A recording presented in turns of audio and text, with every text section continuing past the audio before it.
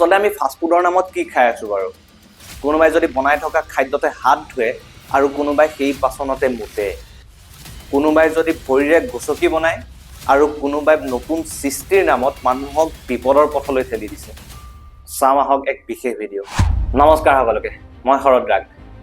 বৰ্তমান সময়ত নৱপ্ৰজন্মকে ধৰি পৰাপক্ষত সকলো লোকৰে ফাষ্ট ফুড বহুত বেছি প্ৰিয়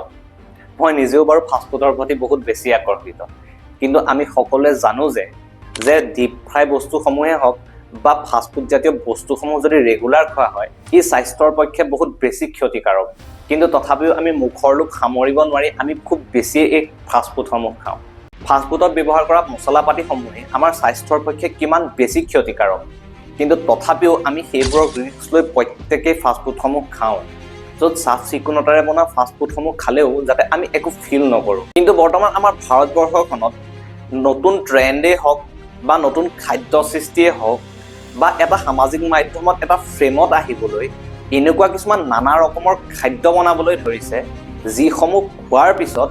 আপোনাৰ শৰীৰত নিশ্চিতভাৱে কিবা নহয় কিবা প্ৰব্লেম দেখা দিবই আমি চাইনাৰ কিছুমান ভিডিঅ'ত কিছুমান খাদ্য দেখি প্ৰত্যেকেই হাঁহো বা কওঁ যে কি যে নেখায় আৰু ইহঁতে কিন্তু বৰ্তমান আমাৰ ভাৰতবৰ্ষৰ ষ্ট্ৰীট বা ফাষ্ট ফুডসমূহ দেখি অন্য দেশৰ লোকসকলে আমাৰ ভাৰতবৰ্ষক হাঁহে এই ভিডিঅ'টো চাওক এবাৰ Okay, that one I've never had something just shock me more than that clip right there.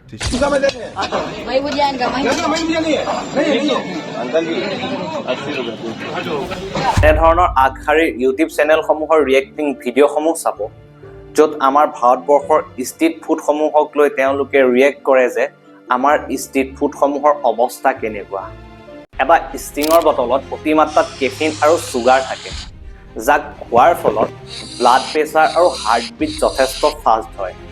ষ্টিঙৰ বটলটোতে লিখা থাকে যে 500 mlতকৈ বেছিকৈ খোৱাটো ই স্বাস্থ্যৰ পক্ষে অপকাৰী এইবোৰ বেছিকৈ খোৱাৰ ফলত হৃদস্পন্দন টোপনি নোহোৱা বিকৰ আঘাতৰ দৰে কিছুমান সমস্যাই দেখা দিব পাৰে এই ষ্টিঙৰ বটলসমূহে আমাৰ স্বাস্থ্যৰ পক্ষে কিমান অপকাৰী কিন্তু ষ্ট্ৰীট ফুডসমূহত ষ্টিঙৰ সৈতে ডিম দি ষ্টিং অমলেট নামৰ এটা নতুন খাদ্যৰ সৃষ্টি কৰিছে ভাবক এইটো কেনেকুৱা ধৰণৰ ষ্টিং অমলেট হ'ব পাৰে আৰু ভাবক যে এইটো খোৱাৰ পিছত স্বাস্থ্যৰ কিমান বেছি ক্ষতি হ'ব পাৰে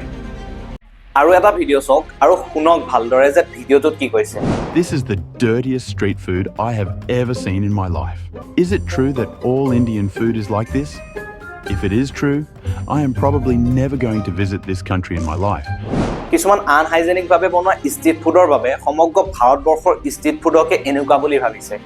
আৰু তেওঁ কৈছে যে যদি সমগ্ৰ ভাৰতৰ ষ্ট্ৰীট ফুডসমূহ এনেকুৱাই হয় তেওঁ কেতিয়াও ভাৰতেই ভ্ৰমণ নকৰে ই কিন্তু বহুত লজ্জাজনক কথা এটা কেৱল এটা দুটাই নহয় এনেকুৱা আৰু যথেষ্ট ভিডিঅ' দেখিব য'ত আনহাইজেনিক ভাৱে বনোৱা হয় য'ত কোনোবাই বনাই থকা খাদ্যসমূহতে হাত ধুব আৰু কোনোবাই জাহা তাহা ৰুমাল ব্যৱহাৰ কৰিব কোনোবাই বনাই থকা খাদ্যসমূহতে কাঢ়িব আৰু কোনোবাই বনাই থকা বাচন বৰ্তনসমূহতে প্ৰস্ৰাৱ কৰিব য'ত গ্ৰাহকসমূহক দিবৰ বাবে দোকানীসমূহে গ্লভছৰ ব্যৱহাৰ কৰে কিন্তু তেনেস্থলত গ্লভছ দূৰৰে কথা বনাই থকা খাদ্যসমূহত নিজে সোমাই ভৰিৰে গছকি বাল্টিৰে ওপৰলৈ উঠায় পৰাপক্ষত আমি বাহিৰত বনোৱা খানাসমূহ নেদেখোৱে তথাপিও আমি সকলোৱে আঙুলি চুপি খাওঁ